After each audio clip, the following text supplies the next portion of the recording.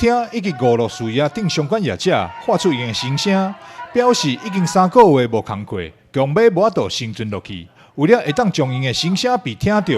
台南万象舞厅号召 KTV、游艺场、酒吧等相关业者成立台南市娱乐事业商业权益促进会，希望中央政府重视因的生存权。这3个月没有薪水，那只能靠借钱过日子这样子。因为我本身自己还有车贷、房贷要缴，那所以生活真的很艰苦。阮拼上的啦，一世人做到老，真多无做也袂使啊，我无3个月无做，无钱，无赚无钱，通生存啦。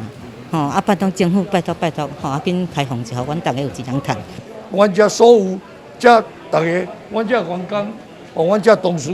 大家也真可怜，安尼。我希望讲，咱中央既然台南市有50日已经无这疫情，我希望讲中央会当听到阮的声音，紧来想一个办法，比如讲，互咱地方政府落来，伊来管理，比如讲有某舞厅，伊有点就有难遇到来讲，迄间呢，看要甲停2礼拜1个月，迄拢无要紧。你安尼全面拢总禁落，你也看觅啊，甲单独，阮即个万象娱乐事业、万象娱乐舞厅咧，甲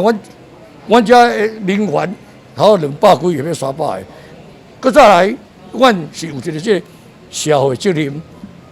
因为我有来顾着讲，阮遮所有200-300口罩的这个家庭的生活，所以我是遮希望讲，咱中央会当听着阮遮大家的这个心声。成立大会即天，真侪明代贵宾以及地方士绅拢到场收听。现场会当看到台南市体育总会理事长吴志祥、安平开泰体育奖主委罗友礼、西来安名誉董事长萧志光、副董事长林祖云、议会秘书室主任颜成奇、议员罗坤福、柯志春、詹信凯、吴宇环以及促进会侪侪会员一同出席节目。3、2、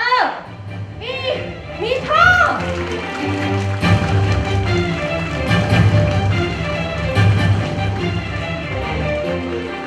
议员柯志春表示，业者配合防疫停业3个月，但在防疫的前提之下，嘛要照顾到业者的生存权。我们今天停了3个月，我们的民生生计怎么样来解决问题？我们的纾困美意，但是我们的纾困，我们能如意吗？大家都心里很闷，大家为了就是一个生存的空间，所以我们今天希望我们行政单位，我们防疫的重要，但是我们希望在行政单位讨论业者的这样的适当的开放，绝对拜托，不要把我们娱乐事业的相关的这些行业不要污名化。台南市娱乐事业商业权益促进会创会理事长詹正义表示，